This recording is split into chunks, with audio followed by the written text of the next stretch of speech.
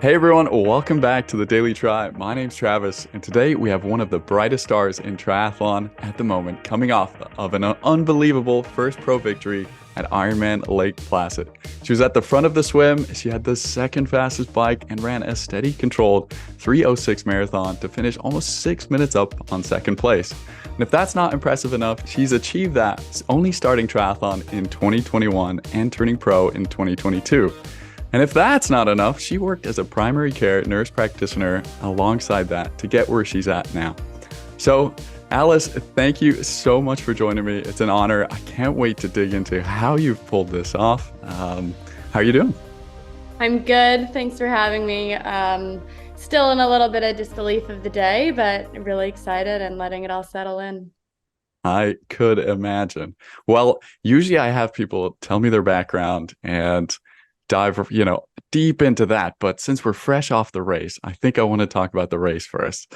So Okay. let's change it up. Let's do that. Can you start with maybe the night before? Did you expect that this was going to happen? What were your thoughts? I kind of heard your post-race interview a little bit. Yeah. Go ahead. I definitely had hopes. I knew it was possible. Every pro out there is checking out who else is racing. I knew I had a shot, particularly if I had a good swim.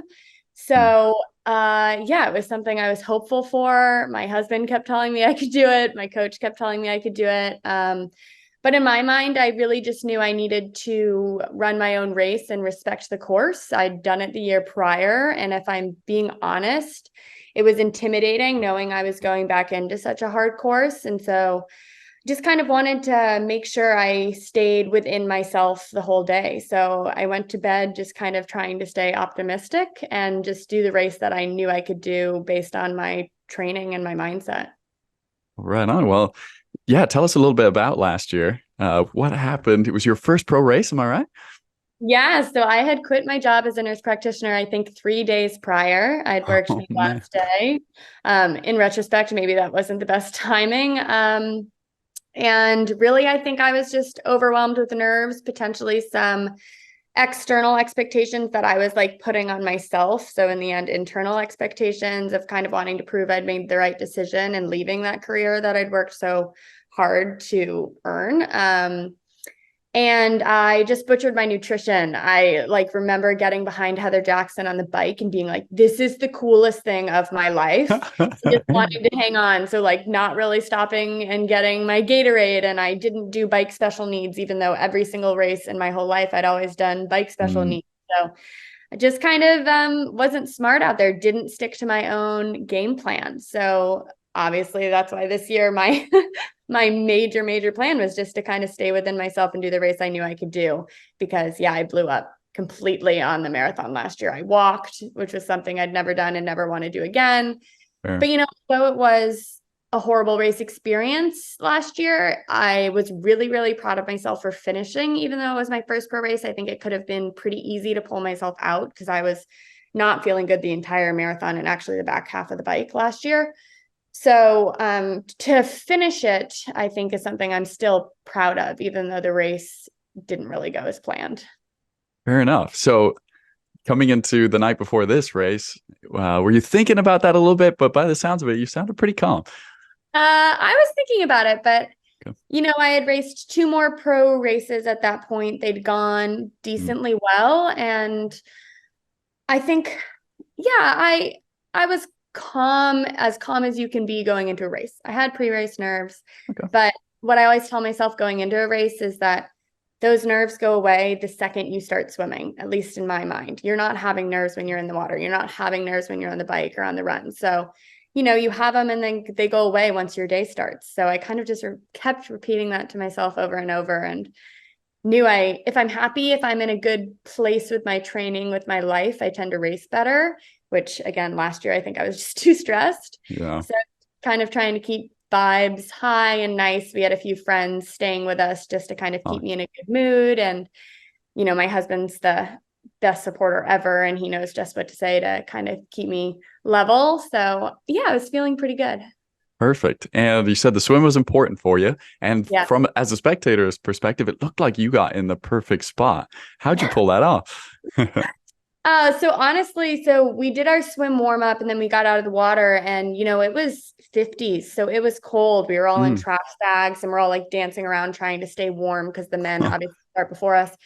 And then I like was slow taking my trash bag off and getting into the water was like, oh shoot, I'm not going to be able to line up in a good place kind of on this start. But I managed to just be, I think Katie Morales was only 2 down from me and Rach McBride was 3. And those were 2 people who I knew were going to have good swims.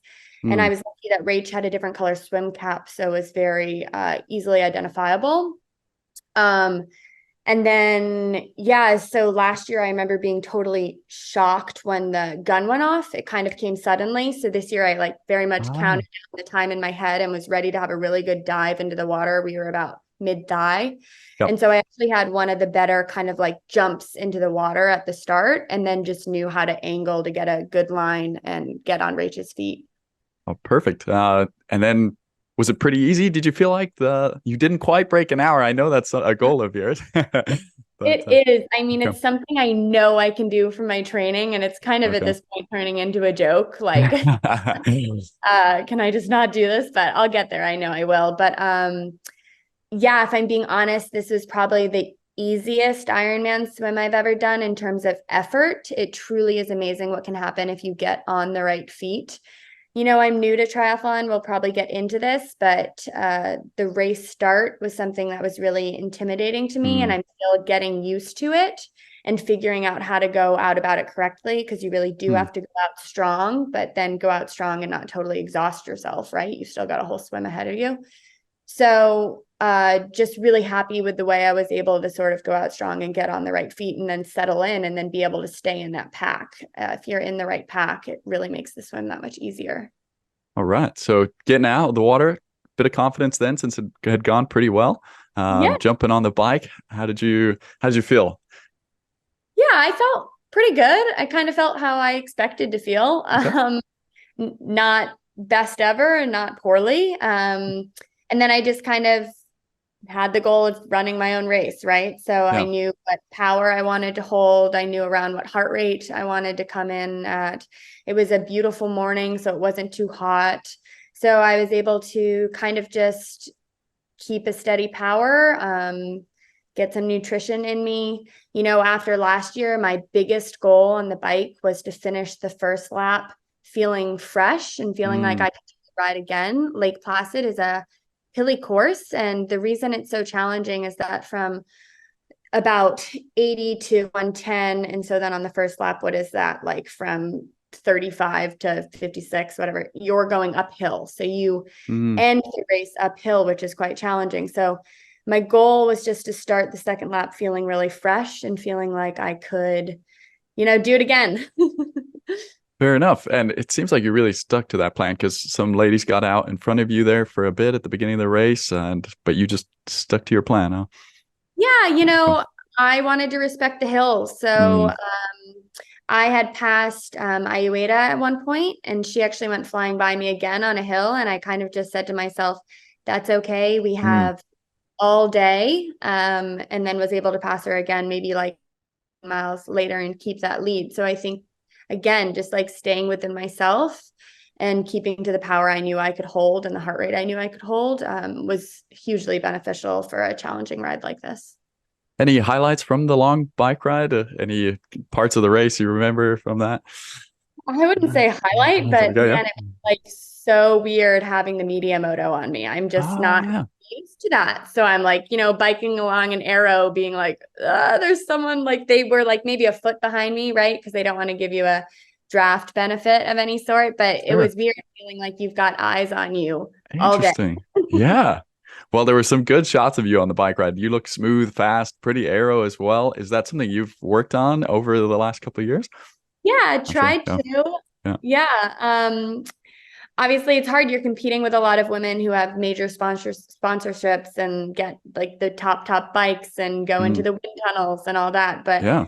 great local bike shop, and they've helped me get my position really arrow is what feels comfortable, I guess, as long as Perfect. you do it. So yeah, All worked on right. it.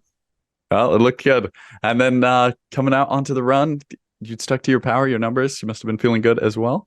And Yeah, that's your yeah. run is your specialty, if I'm correct.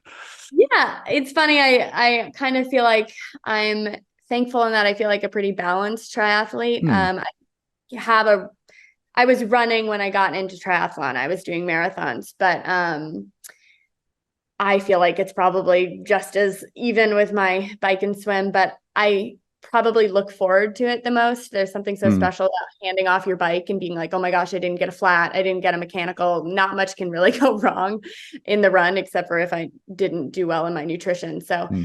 my legs felt good. You get that really nice downhill to start so you can kind of settle in.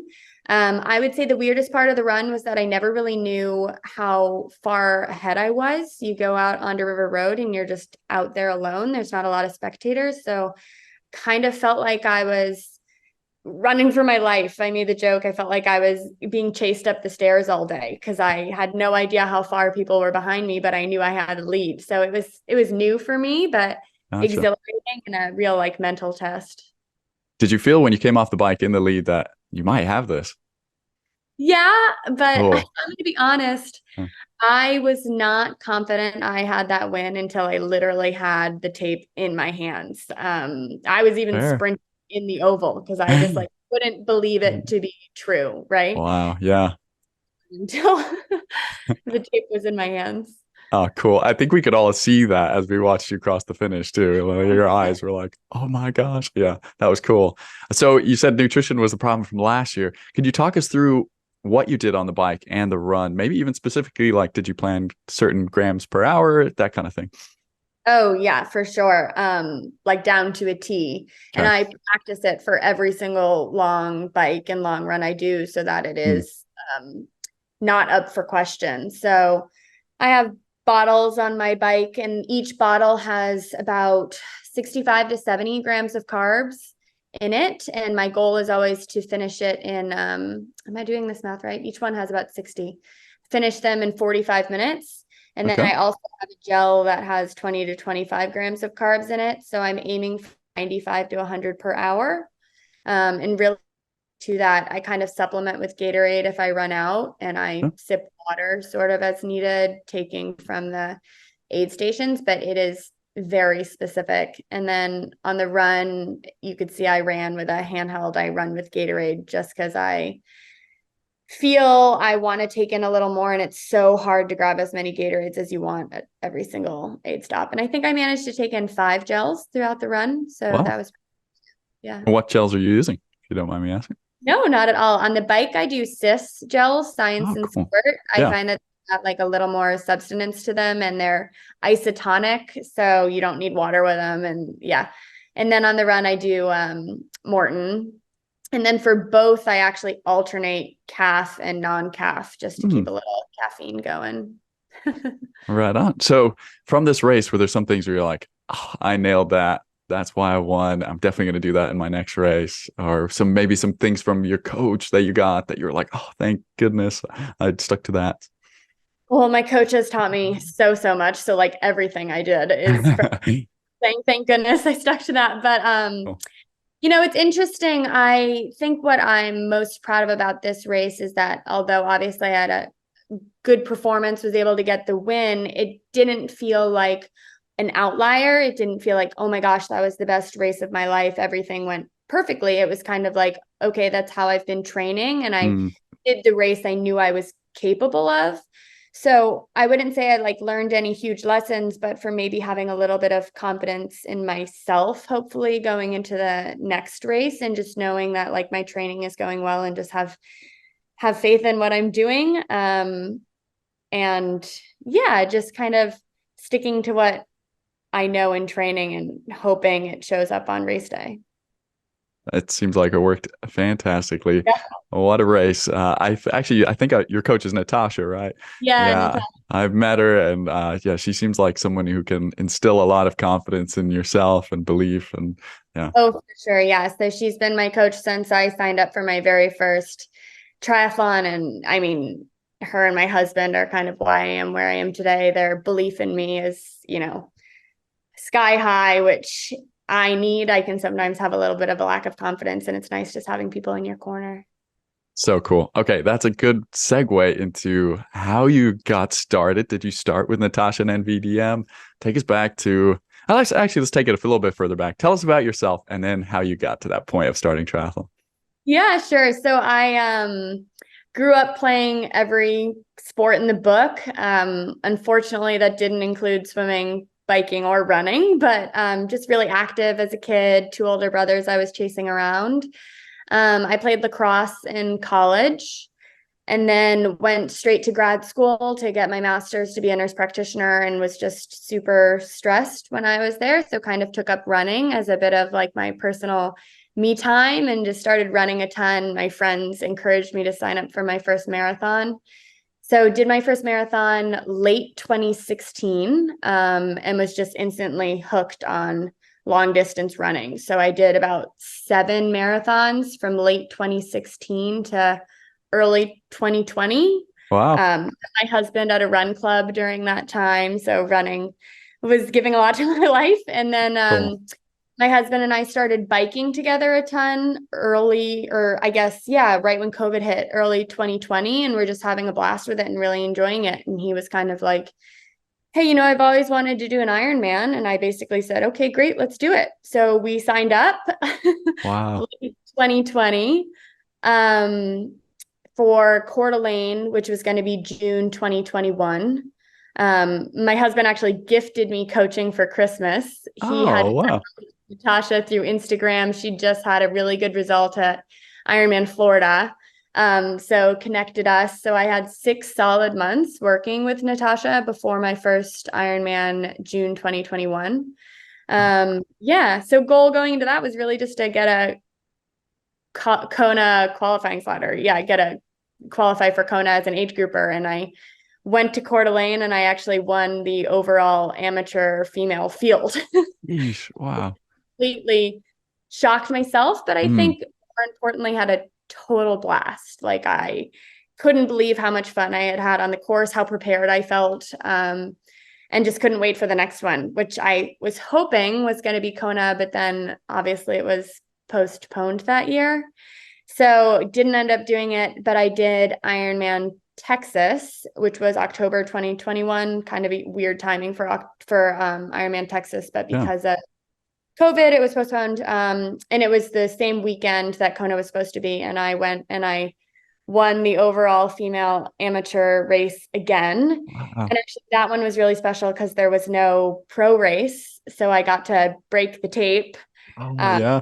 so something I've been looking forward to hopefully getting to do again, even though I thought it was, maybe too big of a dream. But yeah, that was super special. And didn't take my pro card at that time. I wanted a little more experience and I wanted to race the world champs. Mm, So I waited and I raced the 2021 world champs that took place in May 2022 in St. George. I know that's kind of odd that it was 2021 and 2022, but yeah, I got third overall amateur there and then took my pro yeesh. card June 2022 and quit my job in July 2022. So Oh, it all my. happened pretty fast, but that's it in a nutshell. Yeesh. When did you think that you were like, okay, I got this. I could be a pro. I could compete. Which one of those races? And then when did you get to the point of quitting the job as a nurse practitioner? This is what I'm fascinated about because that's like a very prestigious job that you've really worked for a long time. That's a Yeah. huge decision. Yeah, it definitely was. Gosh, yeah. So when I started triathlon, I had zero expectation to be able to be a pro, right? That Yeah. was so far out of my ether. But And it sounds like no swimming either, really. And biking had just kind of no started. swimming background. I like grew Wow. up swimming in the lake. We always joke that like camp moms swim classes really paid off, but Oh no man. background. Yeah, honestly, I would say after Coeur d'Alene, Natasha's always had so much belief in me. She was Mm. like, "You can do this," and I was like, "What? No way!" I don't. Yeah. So, and then after Texas, I was like, it would be, pretty cool. I knew I had qualified for my pro card or however you word that, and Mm.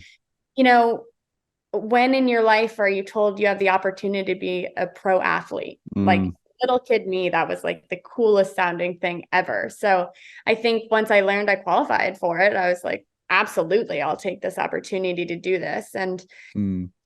I kind of loved the thought of being an underdog and competing with the best. So I don't know when it became a reality in my mind, but it's still kind of shocking to me now. Yeah, fair enough. All right. Well, then I think the big question everybody has, how in the heck did you pull it off? How did you do that? And, it seems like it was a pretty linear trajectory to where you're at. Not too many setbacks, I'd imagine, and maybe.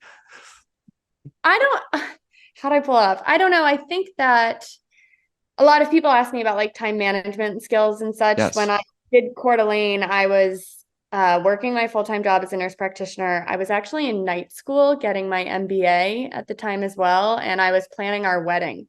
So I Oh, had a lot going on, but I think for me, it's all about enjoying the process and having fun. If I'm not having mm, fun when I'm doing it, if I'm not looking forward to my workout, and I'm not saying you have to look forward to every workout. No one looks forward to like a VO2 max bike ride. But mm, if you're enjoying it, then you look forward to the training. And I don't know, that's just kind of how I go about it.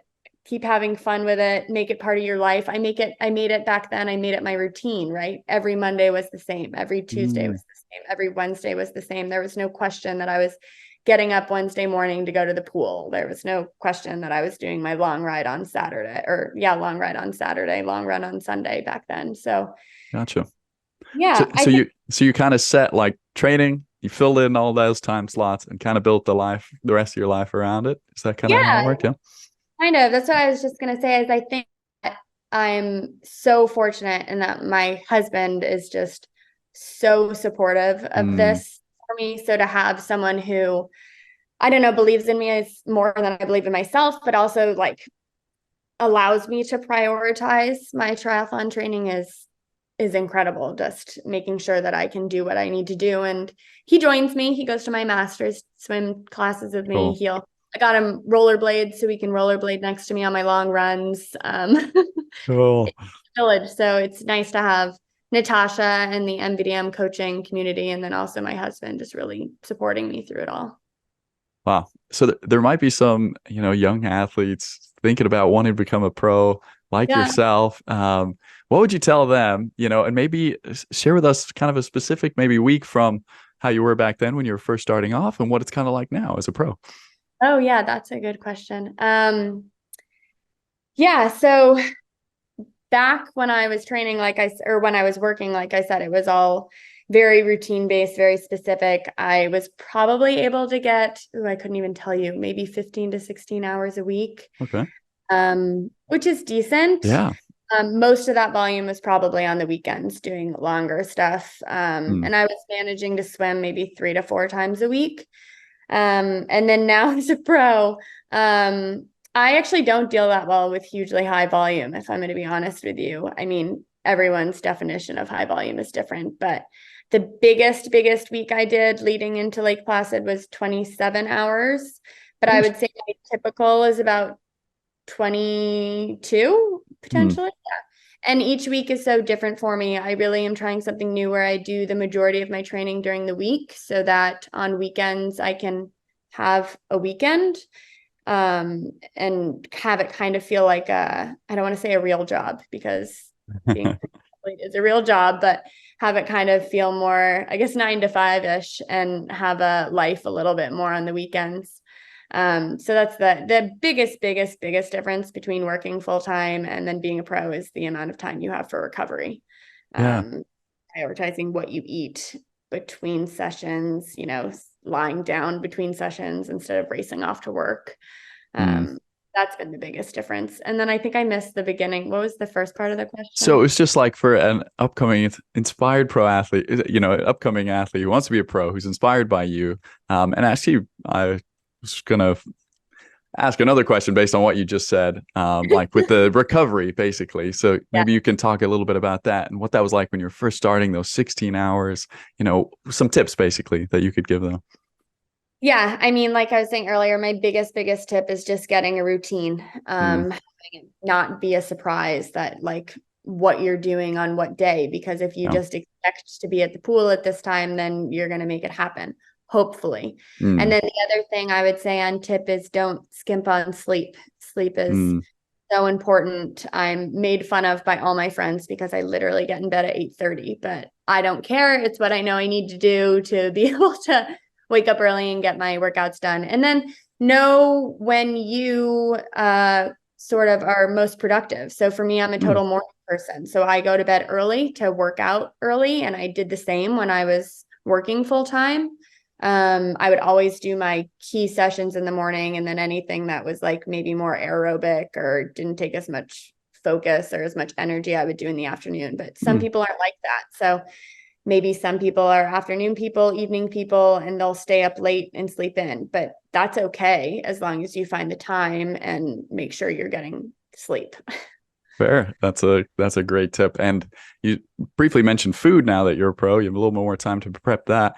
A lot of people, when they start off and maybe they're aspiring to be a pro athlete and they're putting in now a little bit more hours, they struggle to eat enough. And sometimes, especially women, I feel like it's safe to say that they could struggle to eat enough. How has that been for you, and how has food been in general? My husband jokes that I'm like 99% peanut butter, which I know is the healthiest of things. But I've been through like my food journey. When I started triathlon, I think I was actually strictly vegan, which I backed off on that. I've added back fish and eggs just because I felt like I wasn't getting enough protein. And I had meat actually like 2 weeks ago for the first time in over 3 years. So I'm still learning. I'm still playing with it. But I think the most important thing is kind of just doing what feels right for your body and not being strict about it. I'm really boring. I have the same exact breakfast every single day. What is like it? The exact lunch every day. You really want to know? This is yeah. Oh, absolutely. So I do rice cakes with almond butter before my first workout.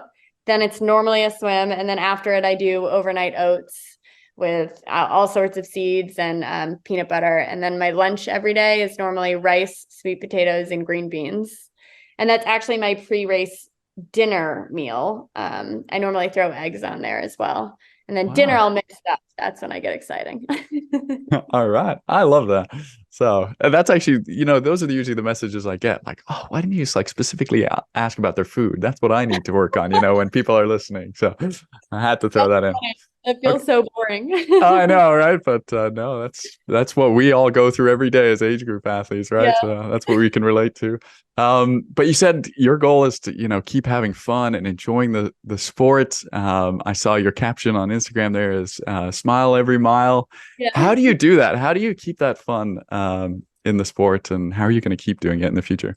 Yeah, I mean, easier said than done. I mean, I've obviously had races where I don't want to smile every mile, but I truly think when you're smiling and you tell yourself that, you're going to go faster. And then I think in terms of making sure I do that or hoping that I do that, it's up to me to kind of keep a good balance and not take myself all too seriously. Obviously, I take this seriously. I want to do well in the sport, but I truly think that like my performance is better when I'm happier. So just making sure I'm making time for things besides triathlon, right? So like getting dinner with friends, seeing family, just having that balance in my life, just a little bit, just to not take myself too seriously and remember that I took this chance and this gamble on myself because I wanted to have fun and I wanted to dream. So might as well make sure it's a fun one.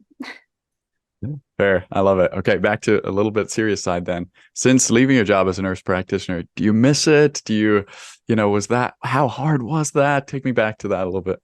Yeah, it definitely was not an easy decision. A lot of very long conversations with my husband about whether this was like smart for us as a family and something we could do. And I think in the end, if I'm being honest, I wasn't all that happy in my role as a nurse practitioner at that time. I'd been practicing for about 5 years. COVID made it a little hard to always be in the office, and there were so many changes. And I mean, I think I could have stayed and been fine, but I was definitely feeling a little burned out at the time. And like I said earlier, how many opportunities do you have to say I'm a pro athlete? And I took this chance on myself and I went all in and gave it everything I had. The beauty of a role as a nurse practitioner is that you can hopefully always go back if need be later in life. I don't think I will, but if I wanted to, I could. But yeah, it wasn't an easy decision whatsoever. The reason that I got into being a nurse practitioner or wanted to be is that I've always been super interested in health and helping other people. Mm. And I was sort of starting to feel like in my role that I was caring more about my patients' health than they were. I was feeling a little burnt out in that way. And so I actually coach as well for triathlon. And I think what's awesome is that I'm getting that same sort of like, I get to be helpful, I get to help you be healthy, but triathletes really want to be there and they really want to succeed and they're as invested in their goals as you are. So I'm sort of getting that same fulfillment that I was getting as a nurse practitioner through being a coach. So it's been for me just an awesome transition. I've really adored it. Oh, fantastic. Yeah, that's great. It sounds like you're still using the skills you had over there, in triathlon. Oh, cool. All right. Back to the seriousness. What is next? And how are you gonna hit your next goal? Next, I signed up for a local Olympic triathlon. I've never done an Olympic triathlon, so I'm going to do the Boston Tri. It's like less than 2 miles from my house. Cool. Get some practice with faster pace, practice my transitions, not my strong suit.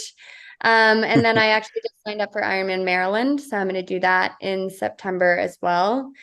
And how am I going to hit those goals? I think I'm going to just keep on training away and keep balance, keep recovery at top priority, and hopefully keep a good headspace. I think that it's going to be different going into this next race, having done well at Lake Placid. So I'm just going to be aware that that's going to be something going through my mind and just kind of trying to keep a positive headspace and not let it psych me out because I think it could, right? It's not an easy thing to go in with expectations. So just making sure that I, as I've said a few times, run my own race.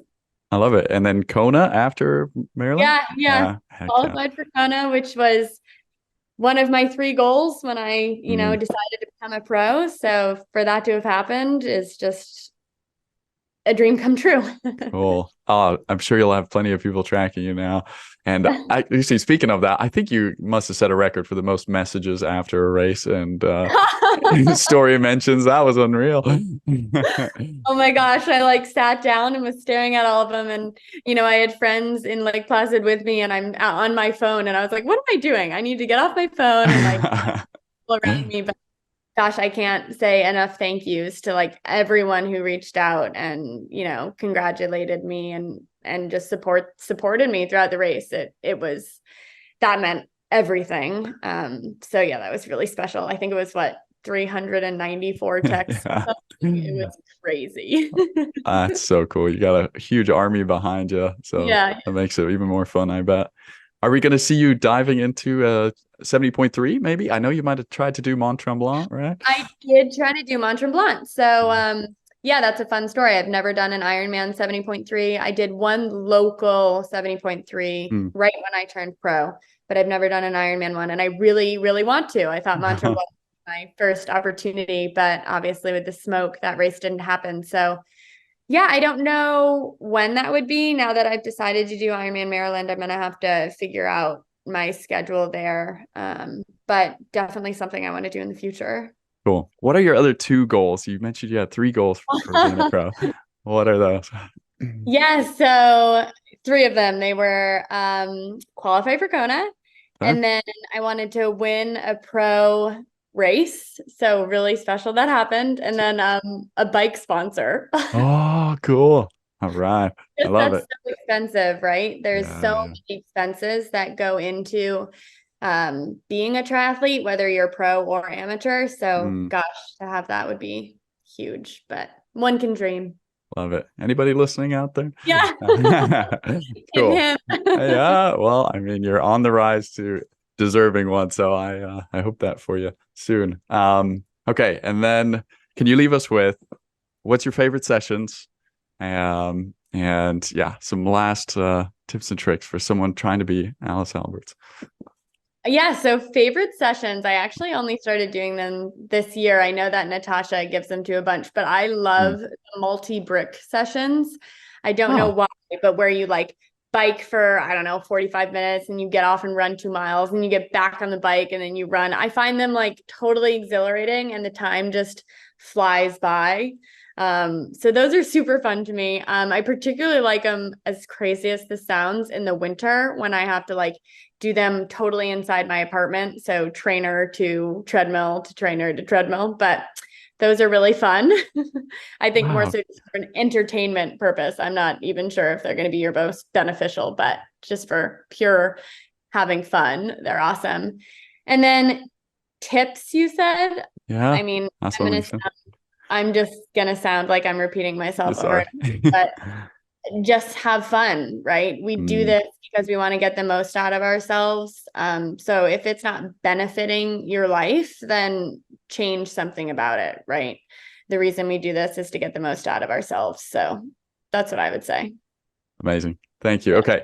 Rapid fire to end it off. Okay. Ready? Okay. All Fast right. twitch. Yes. Here we go. Okay. Horrible chafing or terrible GI issues. If you had to do a rather chafe. All right. Yeah, for sure. It's interesting, like 50-50 I've gotten so far with the pros. Really? Oh my some gosh, people can stomach the GI issues and they yeah, all right. Are you organized or unorganized? I think we know this one. Ready? Very Type A. Is there any areas where you're unorganized? I'm not great about cleaning the kitchen counter. How's that? We have a dirty kitchen counter. Love it. Thank you. I love hearing where pros, are a little bit less superhuman than than the rest of us. Okay. Hip hop or rock? Oh, hip hop. Okay. Who's your favorite? Oh, I don't even know. I'm so basic. I listen to like, top pop on the bike. I don't even know what's being said, but I like the beat. Cool. Pasta or pizza?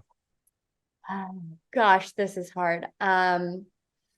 Picture the best pasta or the best pizza. Pizza. Okay. Cool. Yeah. Does it matter if it's before a race, after a race? Well, the reason I said pizza is, so I'm actually lactose intolerant, which is just a detail you don't need to know, but I eat weird dairy cheese pizza. And I always have a big pizza after the race. And so when you ask, I was like, what am I going to when I really need food? Pizza. Fair. I like it. Sprint finish or dominate the race, kind of like you did at Placid. Dominate the race. Rather not have the extra stress. That one's another 50-50 one as well. I love it. Okay. And then swim, bike, or run. If you had to cut one out and do duathlon for the rest of your life, which one would it be? Oh gosh, that's a really good question. I hate to say it. I would cut the swim, which feels so hard for me to say, but yeah, I would cut the swim. All right. Fair enough. Well, thank you so much for your time, Alice. I really enjoyed it. It was a bunch of fun. Yeah, me too. Well, I can't wait for everyone to track you and watch you and follow along your journey, especially at Maryland and Kona coming up, and then hopefully see you at a 70.3 soon. Yeah, we hope. Cool. Do you think Kona will be your last race for the season, or you might sneak a couple more in? I might try to sneak a couple more in. Plan is still underway. I think that the Clash Daytona in December, I think that sounds really cool. And that could be a little bit of a shorter race. So it's so up in the air. Don't write any of this down. Fair enough. All right. Thank you so much, Alice. We'll hopefully talk to you soon. Cool. All right. Bye. Bye.